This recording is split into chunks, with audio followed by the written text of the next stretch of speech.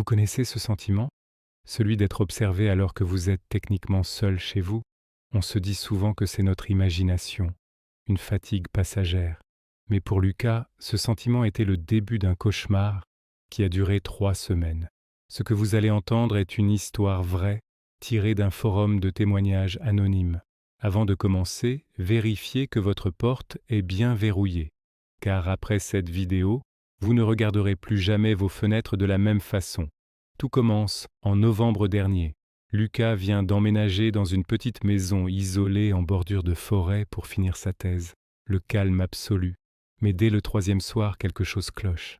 En fermant ses volets, Lucas remarque une trace sur la vitre de son salon. Une trace de main, mais pas n'importe quelle trace. Elle est à l'extérieur, mais les doigts pointent vers le bas, comme si quelqu'un s'était suspendu au rebord du toit pour regarder à l'intérieur. Lucas nettoie la vitre, un peu nerveux, en se disant que c'est sûrement une trace laissée par les anciens locataires. Mais le lendemain matin, la trace est revenue, exactement au même endroit. Il sent un frisson parcourir son échine. Ce n'était pas une vieille trace. Quelqu'un était revenu. Il passe le reste de la journée à jeter des regards inquiets par la fenêtre, scrutant la lisière des bois, mais ne voit rien d'autre que des arbres qui se balancent doucement dans le vent d'automne. Le soir venu, il ferme ses volets avec une appréhension grandissante, se demandant s'il retrouvera cette empreinte glaçante au lever du jour. Il essaie de se raisonner, se disant que c'est peut-être un adolescent du coin qui lui fait une blague de mauvais goût. Mais au fond de lui, une petite voix lui murmure que c'est quelque chose de bien plus sinistre. La maison, autrefois un havre de paix, commence à lui paraître menaçante, ses murs semblant se refermer sur lui. Lucas décide d'installer une caméra de sécurité bon marché pointée vers son jardin. La première nuit, rien. La deuxième, rien. Mais la troisième nuit, il reçoit une notification sur son téléphone à 3h14 du matin. Mouvement détecté. Il ouvre l'application, le cœur battant. Sur l'image en noir et blanc, il ne voit personne. Mais il remarque que sa porte de garage, qu'il est certain d'avoir fermée, est entr'ouverte.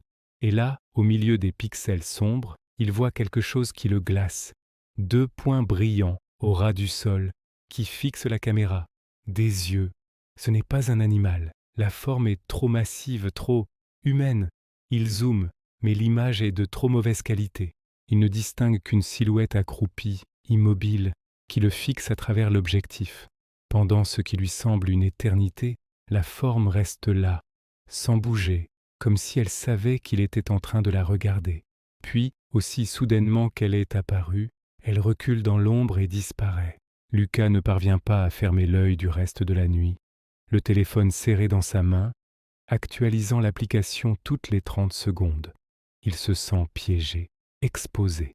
La caméra, censée le rassurer, est devenue la preuve tangible que quelqu'un ou quelque chose rôde dans son jardin pendant qu'il dort. Le lendemain matin, il sort avec prudence pour inspecter les lieux. La porte du garage est bien entr'ouverte et il trouve des empreintes de pas dans la terre humide, menant de la forêt à sa maison et repartant. Le lendemain, Lucas appelle la police. Ils font une patrouille, ne trouvent rien et repartent en lui disant que c'est sûrement un rôdeur ou un animal sauvage. Lucas ne dort plus. Il barricade tout. Un soir, alors qu'il est dans sa cuisine, il entend un bruit qu'aucun propriétaire ne veut jamais entendre. Un clic, le bruit d'une serrure qui se déverrouille. Il se fige. Le bruit vient de la chambre à l'étage. Il se rappelle alors avec horreur la trace de main sur la fenêtre du premier jour. Elle n'était pas là pour regarder. Elle était là pour tester la fermeture de la fenêtre du haut. Une sueur froide perle sur son front. Il comprend que la personne qui le harcèle n'est pas juste en train de l'observer de loin. Elle a activement cherché une faille, une entrée, et elle l'a trouvée. Il est seul dans la maison, au milieu de nulle part, et quelqu'un vient de s'introduire chez lui, à l'étage. Chaque craquement du plancher, chaque murmure du vent à l'extérieur lui paraît être le signe de la présence de l'intrus. Il retient sa respiration, tendant l'oreille pour essayer de deviner où se trouve la personne. Le silence est assourdissant et bien plus terrifiant que n'importe quel bruit. Il sait qu'il n'est plus seul. Lucas attrape son téléphone et s'enferme dans la salle de bain. il entend des pas lourds sur le parquet de l'étage. Pas des pas de quelqu'un qui cherche à voler quelque chose, des pas de quelqu'un qui sait exactement où il va. Les pas s'arrêtent juste devant la porte de la salle de bain. Un silence de mort s'installe. Lucas peut entendre son propre cœur battre à tout rompre dans ses oreilles. Chaque seconde qui passe est une torture. Puis une voix basse, presque un murmure, traverse la porte. « Je sais que tu as nettoyé la vitre, Lucas. C'était plus propre pour regarder. » La police arrive 10 minutes plus tard, alertée par l'appel d'urgence. Ils trouvent la fenêtre de l'étage grande ouverte. Mais la maison est vide. Enfin presque. Dans le grenier, ils découvrent un matelas de fortune, des restes de nourriture et surtout des centaines de photos de Lucas prises à travers les vitres depuis des semaines. Des photos de lui en train de lire, de cuisiner, de dormir. L'intrus vivait dans ses murs, observant chacun de ses gestes. Le rôdeur n'a jamais été retrouvé. Lucas a déménagé le lendemain et vit aujourd'hui dans un appartement en plein centre-ville, au 5e étage. Mais il continue de vérifier ses verrous 3 fois par soir. Et vous? Est-ce que vous avez bien vérifié vos fenêtres avant de lancer cette vidéo?